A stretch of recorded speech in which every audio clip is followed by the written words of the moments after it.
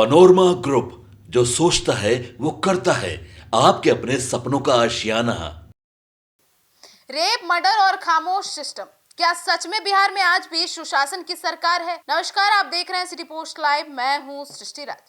सुशासन, यह शब्द बिहार की राजनीति में पिछले कई सालों से बड़े ज्यादा दोहराया जा रहा है। सरकार दावा करती है कि बिहार में कानून व्यवस्था में देश के बेहतर राज्यों में शामिल है, लेकिन अगर जमीन की बात करें और जमीनी हकीकत की और हालिया घटनाओं की, तो कुछ और ही सवाल उठ रहे हैं।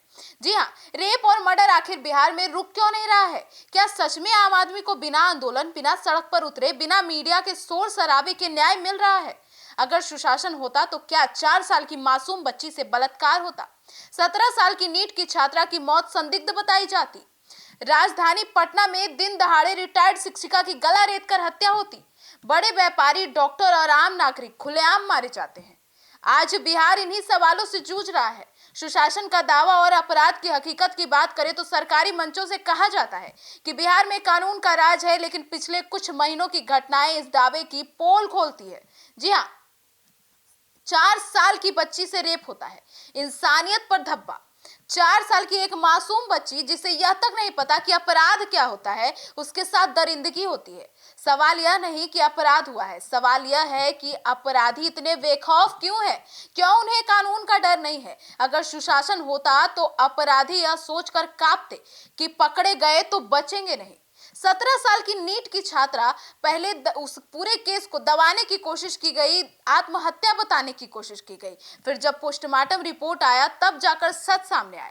नीट की तैयारी कर रही 17 साल की छात्रा की मौत को पहले पुलिस आत्महत्या बताने की कोशिश करती है, परिवार, जनता और विपक्ष सवाल उठाता है, मीडिया दबाव बनाती है, पोस्टमार्टम रिपोर्ट आता है, फिर क्या आता है सामने? उसके साथ यौन उत्पीड़न की आशंका सामने आती है। अब ऐसे में सवाल यह उठता है कि अगर लोग सड़क पर ना उतरे, अगर विपक्ष आवाज ना उठाए, अगर मीडिया दबाव ना बनाए, तो क्या सच में सच्चाई सामने आती? अब वहीं बात करें तीसरे घटना की, तो पटना में रिटायर्ड शिक्षिका की गला रेत कर मौत कर दी गई, रेत कर हत्या कर दी गई। राजधानी पटना, जहां पुलिस प्रशासन और सरकार का सीधा नियंत्रण माना जाता है, वहीं एक रिटायर्ड शिक्षिका की गला रेत कर हत्या हो जाती है। अगर राजधानी सुरक्षित नहीं तो गांव कस्बों का क्या हाल होगा? यह घटना सीधे पूछती है, क्या बुजुर्ग महिलाएं भी अब सुरक्षित नहीं है? दिन दहाड़े हत्या हो रही है, व्यापारी हो या डॉक्टर हो, कोई नहीं बच रहा। बिहार में अब अपराध सिर्फ गरीब या कमजोर तक सीमित नहीं रहा। बड़े व्यापारी मारे जा रहे हैं, डॉक्टर की हत्या हो रही है, पेशेवर लोग भी असुरक्षित हैं।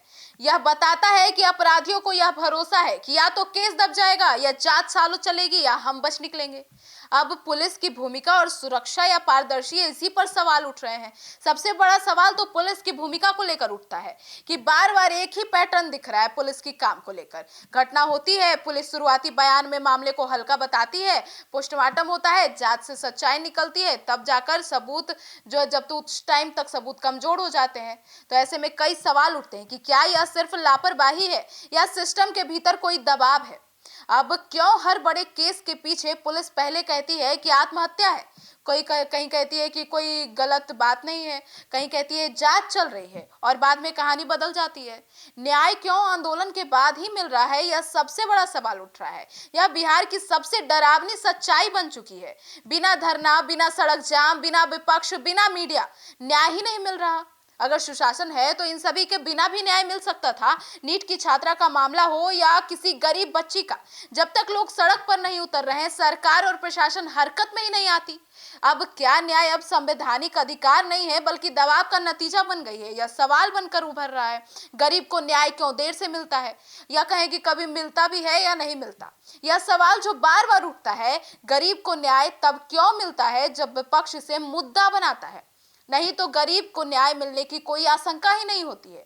जब घटना होती है पुलिस चुप रहती है, प्रशासन टालता रहता है, लेकिन जैसे ही अब नेता पहुंच जाते हैं उनके घर, कैमरे चलने लगते हैं उनके चेहरे पर, तब जाकर एसआईटी बनती है, बड़े अधिकारी आते हैं।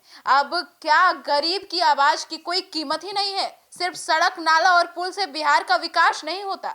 सरकार विकास गिनती है, सड़क बना दिए, पुल बना दिए, नाला बना दिए, बिजली दे दी, लेकिन विकास राज्य की असली पहचान होती है। न्याय समय पर मिले। एक विकसित बिहार तभी होगा जब समय पर न्याय मिले, पुलिस निष्पक्ष हो, महिलाओं बच्चों की सुरक्षा सुनिश्चित हो, आम आदमी को सिस्टम पर भरोसा हो।